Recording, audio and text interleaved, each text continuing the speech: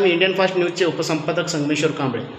आज रोजी करजी येथे पश्चिम महाराष्ट्र सेवा संघटनेचे पश्चिम महाराष्ट्र अध्यक्ष अरविंद बडोळे पाटील साहेबांच्या घरी आलेलो आहोत आणि त्या अनुषंगाने त्यांनी ह्या लोकसभेला कोणाला पाठिंबा करणार आहेत आणि त्यांचे प्राध्यापक मनोहर धोंडे सर जे आदेश देईल ते पालन करणार असं पश्चिम महाराष्ट्र अध्यक्ष नात्यातून बोलत व्यक्त होत आहे। साहेब, तुमचं म्हणणं काय? अध्यक्ष जगद्गुरू रेणुकाचा पंचाचार, क्षमतेचे जनक, क्रांतीसूर्य जगज्योती महात्मा बसवेश्वर आणि मी अरविंद चंद्राम बडोळे पाटील, शिवा संघटनेचे पश्चिम महाराष्ट्र अध्यक्ष, आमचे संस्थापक तथा राष्ट्रीय अध्यक्ष प्राध्यापक मनोहर धोंडे सर, सेवा जनशक्ती पार्टीचे प्रमुख असे माझ्या धोंडे सरांनी आम्हाला वीर शिवलिंगायत बांधव आणि शिवा संघटनेच्या वतीने आम्हाला जे आदेश दिलेला आहे ते आदेश आम्ही पाळणार। कारण आमचा नेता फक्त वनली प्राध्यापक मनोहर धोंडे सर आहे, त्यानुसार त्यांनी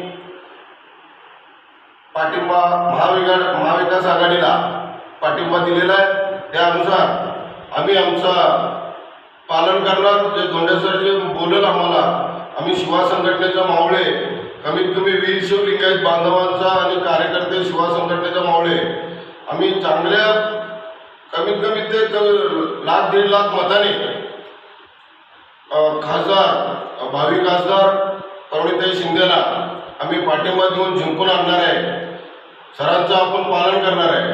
म्हणून काय हे करायचं, खऱ्या अर्थाने मी मुंबईला असताना 30 वर्ष शिवसेनेमध्ये काम केलं आहे, परंतु भाजपचा आपण खास कार्यकर्ते आहोत। परंतु 2019ला भाजपला शिवा संघटनेने जाहीर पाठिंबा दिला होता, परंतु त्या अनुषंगाने त्याने जे बोलले तसे चालले नाही। म्हणून आम्ही काय घरी बसावं का? आमच्या नेत्यांनी विचार केलाय, त्यांना जर आमचं किंमत नसेल तर आम्हाला इलाज नाही आहे। म्हणून आम्ही महाविकास आघाडीला पाठिंबा दिलेला आहे। संपूर्ण महाराष्ट्रामध्ये शिवा संघटना व सेवा जनशक्ती पार्टी हे महाविकास आघाडीच्या बरोबर आहे।